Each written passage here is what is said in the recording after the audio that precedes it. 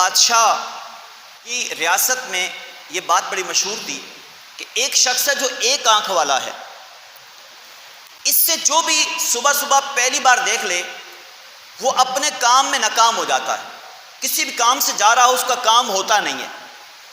بادشاہ سے کہا گیا کہ بادشاہ سلامت اس شخص کو اس ملک سے نکال دیجئے، یہ بڑا منحوس آدمی ہے، اس کو ہم دیکھتے ہیں ہمارا پورا دن خراب ہو جاتا ہے، ہمارا کاروبار نہیں ہوتا، فلاں مسائل ہو جاتے ہیں۔ اب لوگوں نے یہ بدشگونی لی بھی تھی اور پورے شہر میں یہ شخص جو ہے نا مشہور تھا۔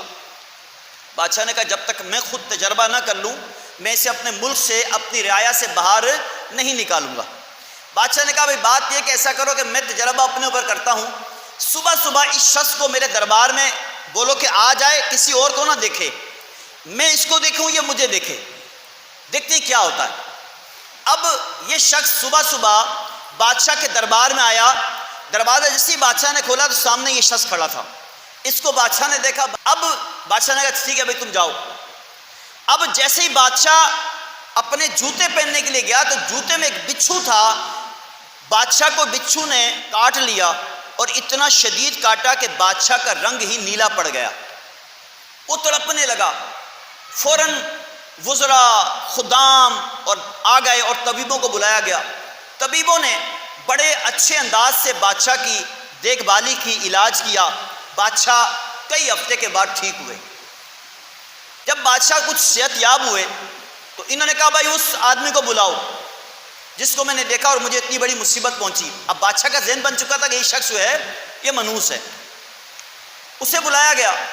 بادشاہ نے کہا بھائی بات یہ ہے کہ جو لوگ تمہارے بارے میں کہتے تم بڑے منحوس آدمی ہو، واقعی تم منحوس ہو، لہٰذا تم اس ملک کو چھوڑ کر یہاں سے چلے جاؤ۔ بادشاہ سلامت رحم کی اپیل ہے، میں غریب آدمی ہوں، یہ ملک چھوڑ کے چلا جاؤں گا، کہاں جاؤں گا، میرا ٹھکانہ کون سا ہوگا۔ ایک وزیر بڑا سمجھدار تھا، اس کو بڑا رحم آیا اس شخص پر، اس نے کہا بادشاہ سلامت اگر اجازت ہو تو کچھ میں عرض کروں۔ بادشاہ نے کہا ہاں بولو۔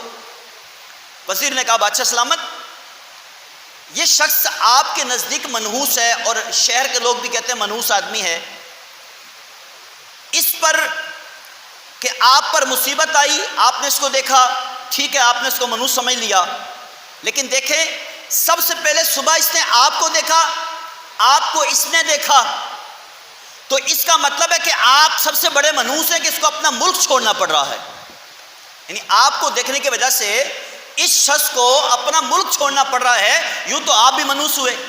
بادشاہ کو یہ بات سمجھ میں آ گئی کہ واقعی یار بات تو صحیح ہے، اس شخص نے مجھے صبح صبح دیکھا تھا تو اس کا مطلب میں بھی منحوس ہوں، مجھ پر تو کم مصیبت آئی ہے، اس پر اس سے بڑی مصیبت آ رہی ہے، اس کو ملک چھوڑنا پڑ رہا ہے۔ تو بادشاہ نے اعلان کر دیا کہ آج کے بعد کوئی کسی کو منحوس نہیں سمجھے گا اور اس شخص کو بھی نہیں سمجھے گا، جس نے اس کو منحوس سمجھا یا برا بھلا کہا یا بدشگونی لی، میں اس سے سزا دوں گا۔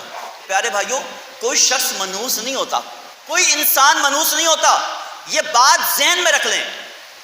میں آپ سے ایک بات پوچھوں، اب اللہ نے فرمایا کہ بھلائی پہنچے تو کہتے ہیں اللہ کی طرف سے ہے، کوئی مصیبت پہنچے تو کہتے ہیں حضور علیہ الصلوۃ والسلام کی طرف سے، یہ کافر لوگ کہتے تھے۔ اللہ نے فرمایا اے حبیب آپ فرما دو سب اللہ ہی کی طرف سے ہے، سب اللہ ہی کی طرف سے ہے۔ تو ان لوگوں کو کیا ہوا، کوئی بات سمجھتے معلوم ہی نہیں ہوتے۔ تو یاد رکھیے جو بھی مصیبت پہنچے، جو بھی آزمائش پہنچے، جب تک اللہ نہیں چاہے گا مصیبت نہیں پہنچے گی۔